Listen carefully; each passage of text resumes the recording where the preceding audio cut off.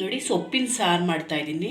ಇದು ಹೋಟೆಲಲ್ಲಿ ಮಾಡೋ ಥರ. ಇದು ಸೊಪ್ಪು, ಬೇಳೆ, ಈರುಳ್ಳಿ, ಕೊತ್ತಂಬರಿ, ಬೆಳ್ಳುಳ್ಳಿ, ಹಸಿಮೆಣಸಿನ್ಕಾಯಿ, ಟೊಮೊಟೊ ಮತ್ತು ಅರಿಶಿನ ಪುಡಿ ಇದನ್ನೆಲ್ಲ ಒಂದು ಕುಕ್ಕರ್ಗೆ ಹಾಕ್ಕೊಳ್ತಾ ಇದ್ದೀನಿ.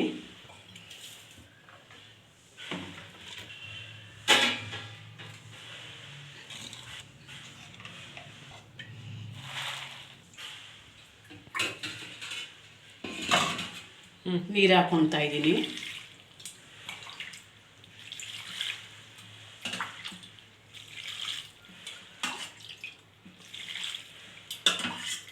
ನೋಡಿ 5 ಲೋಟ ನೀರು ಹಾಕ್ಕೊಂಡಿದ್ದೀನಿ. ನಿಮ್ಮದು ಚಿಕ್ಕ ಕುಕ್ಕರ್ ಆದರೆ ಕಮ್ಮಿ ಹಾಕ್ಕೊಳ್ಳಿ. ಕುಕ್ಕರ್ ಕ್ಲೋಸ್ ಮಾಡ್ತಾ ಇದ್ದೀನಿ. ಇದು 5 ವಿಸಲ್ ಬರಬೇಕು.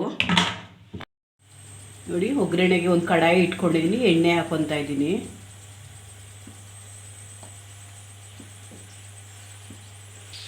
ನೋಡಿ ಎಣ್ಣೆ ಕಾದಿದೆ. ಸ್ವಲ್ಪ ಸಾಸಿವೆ,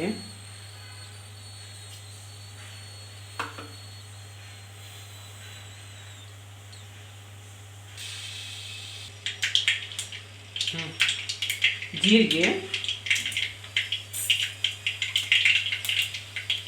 ಹಿಂಗು ಸ್ವಲ್ಪ, ಬೆಳ್ಳುಳ್ಳಿ ಕುಟ್ಟಿಟ್ಕೊಂಡಿದ್ದೀನಿ,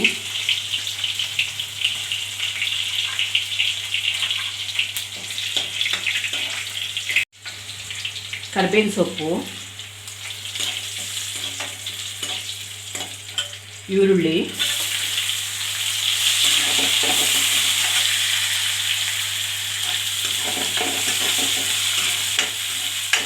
ಹಾಕಿ ಒಣಮೆಣಸಿನ್ಕಾಯಿ ಹಾಕ್ತಾಯಿದ್ದೀನಿ. ಯಾಕಂದರೆ ಬೇಳೆಗೆ ಹಸಿಮೆಣಸಿನ್ಕಾಯಿ ಹಾಕಿರೋದ್ರಿಂದ ಖಾರ ಇರುತ್ತೆ. ನೋಡಿ ಇದಕ್ಕೆ ಉಪ್ಪು ಹಾಕ್ಕೊಳ್ಳಿ. ಸ್ವಲ್ಪ ಹಾಗೆ ಮಿಕ್ಸ್ ಮಾಡಿ. ಮತ್ತು ಇದು ಬ್ರೌನ್ ಆಗಬೇಕು. ಸೊಪ್ಪು ವಿಸಲ್ ಬಂದಿದೆ.